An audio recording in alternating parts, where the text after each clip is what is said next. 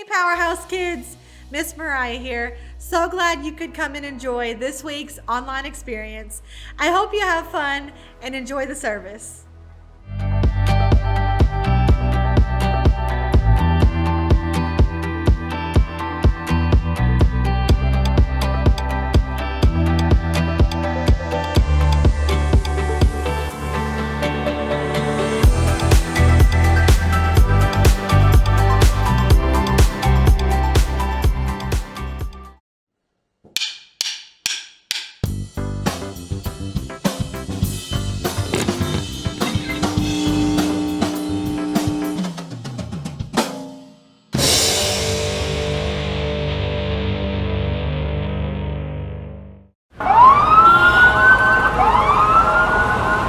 Can I get a little peace and quiet in here?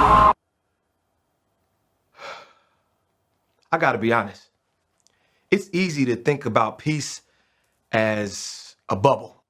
Ignoring the world so that you can chill out and get a little you time. Or maybe you think of peace as a simple agreement. You do your thing, I do mine. Then we don't have to worry about each other's problems or the ways we're different from each other. Or you might see peace as a big, grand thing. General, this treaty officially ends all wars. But true peace doesn't look like any of that. True peace is messy. It takes hard work and creativity. It says, how can I listen to you first before I speak? It says, how can I learn what it's like to walk in your shoes before I try to fix it? How can we get creative to find a way through? See, when you do the hard work of making peace, others can see God at work in you. That's why making peace is an amazing way to worship God with your life. Because worship, it's about more than just singing loud. It's all about living loud.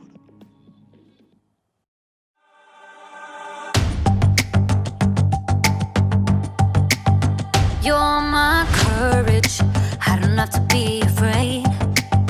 You're my fortress, no matter what comes my way.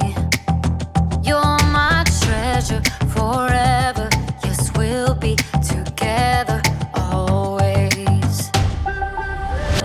Even when the days get harder, I know you'll rescue me. Even when the sky is darker, I know you'll bring me peace. You are my strength, you are my savior. Oh. Even when the road gets longer, I know you'll be with me. Even when the waves crash harder, your face is all I see. You are my strength, you are my savior. Oh, you are with me every single day. Through the darkness, oh, you lead the way. You're my treasure forever, yes, we'll be together always. Even when the days get harder, I know you'll rescue me. Even when the sky is darker, I know you'll bring me peace. You are my strength, you are my savior. Oh. Even when the road gets longer, I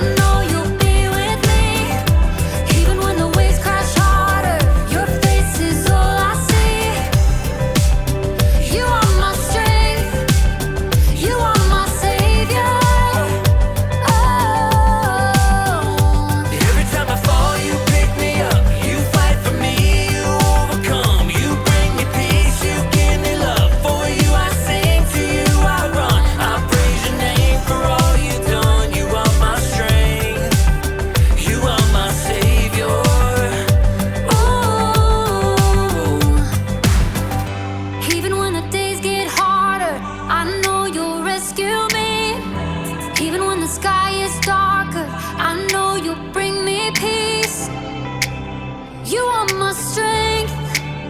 You are my savior. Oh,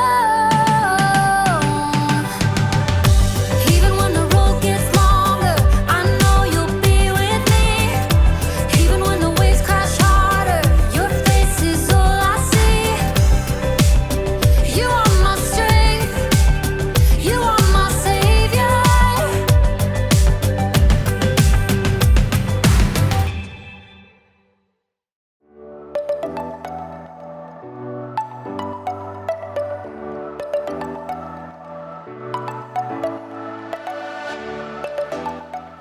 What's up, everybody? It's me, Jacob, and today you're gonna help me solve a mystery. The case of the mysterious envelope. Dun dun dun! What do you think it is? Is it a thank you gift? A prank? A peace offering? Actually, peace is what we're talking about today. Peace is proving you care more about each other than winning an argument. But that doesn't get me any closer to finding out what's inside this package. I feel like I should be wearing gloves for this. Yeah.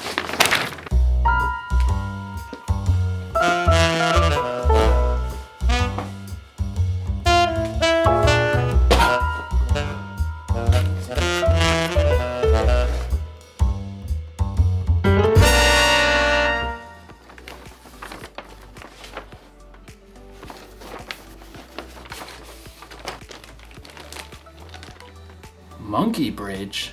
What's a monkey bridge? A few twigs and some string, but no instructions. Another mystery. Dun dun dun! I mean, clearly this is a bridge building kit. Well, maybe the sticks are the decking? But how do maybe I'm supposed to weave it together. This doesn't make any sense. I gotta get creative. I gotta think outside the box to find a solution.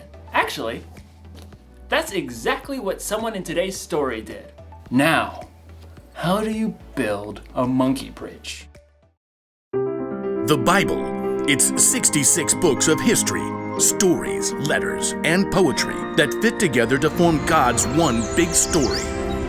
The epic adventure of how He created us and loves us so much that He made a way to rescue us. As we travel through the Bible, from Genesis to Revelation, we discover people who met God and found their lives changed forever. Now, for an amazing story, inspired by the book of 1 Samuel, chapter 25. God had promised David would be king, but for now, King Saul ruled Israel. David lived his life on the run, followed by a group of misfits who had become friends and servants. One day, they arrived in the desert of Paran, near the land of a wealthy man named Nabal, who owned 3,000 sheep. We'll set up camp here, man. At first, Nabal's servants didn't know what to think. Too many strangers around these parts. We've had food and sheep go missing. But David's men were honorable. They didn't try to steal from the shepherds. In fact, David protected Nabal's shepherds from any harm. Stay as long as you like, my friend. About time for sheep shearing, isn't it? Oh, yes. Nabal will hold a grand feast when it's all over. Your men have helped us, so they should share in the celebration. David called for 10 of his men and gave them a message to send to Nabal. On it. David's messengers hurried up the mountain to Nabal's estate and were brought to stand before him. Well, what do you want?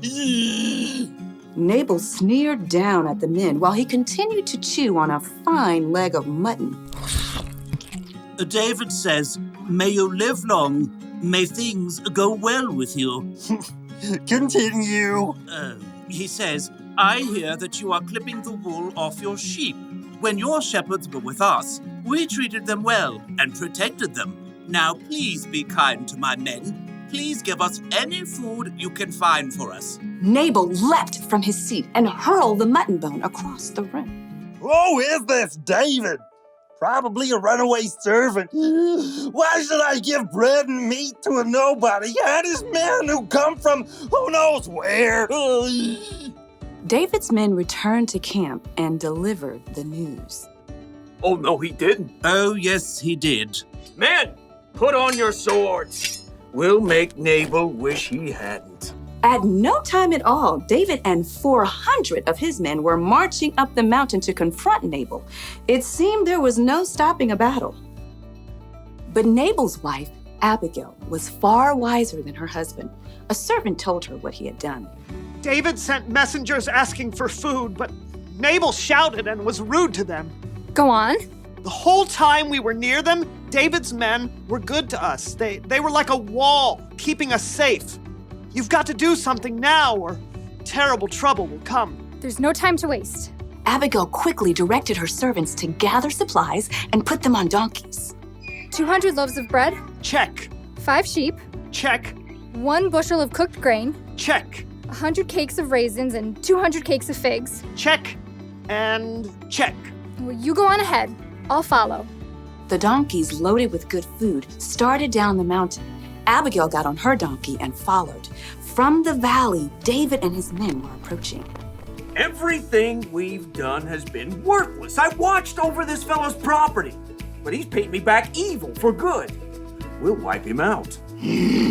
As David's anger grew, though, he spotted something along the path. A pack of donkeys. What's this? Well, it looks like they're carrying something. Food for a feast, I'd say. Behind the pack of donkeys, Abigail prepared for what lay ahead.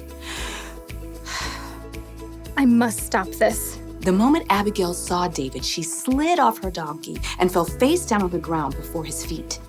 Please, let me speak. Let me take the blame for Nabal's actions. Abigail raised her eyes just enough to notice David's surprised face. He nodded.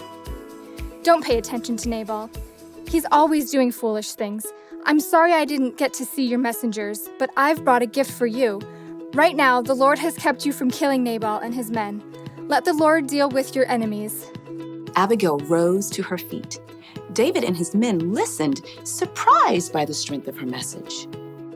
You fight the Lord's battles, so he will give your family line a kingdom that will last. He'll make you ruler of Israel. And when he does, you won't have a heavy load on your mind about killing people with no reason.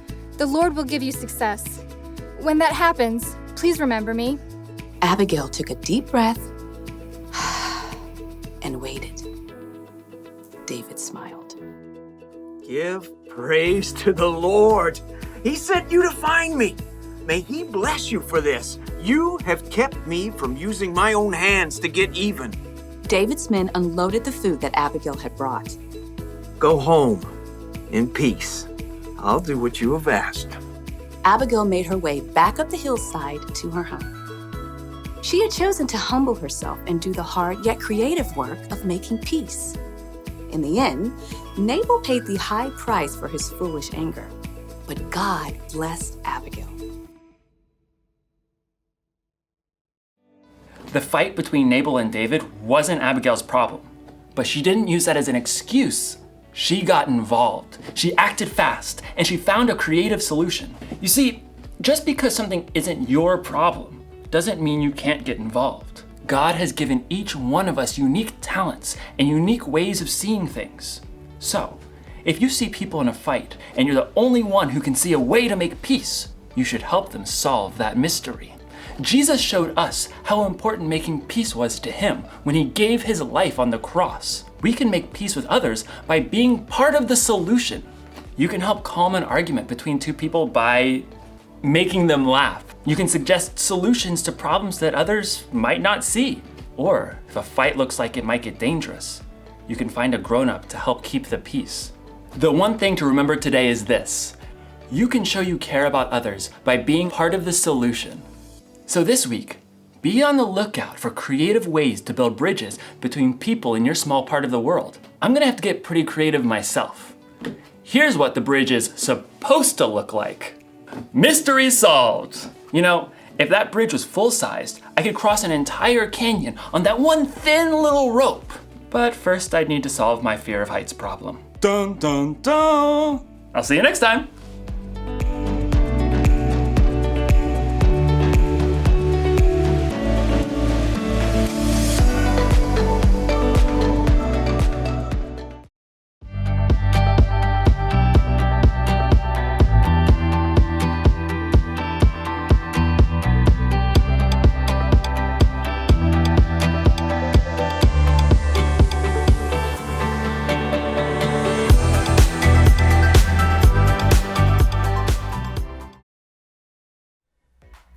Wow, that was a great message and story today. God is so good to us all. I hope you had a great time, and I will see you again next week.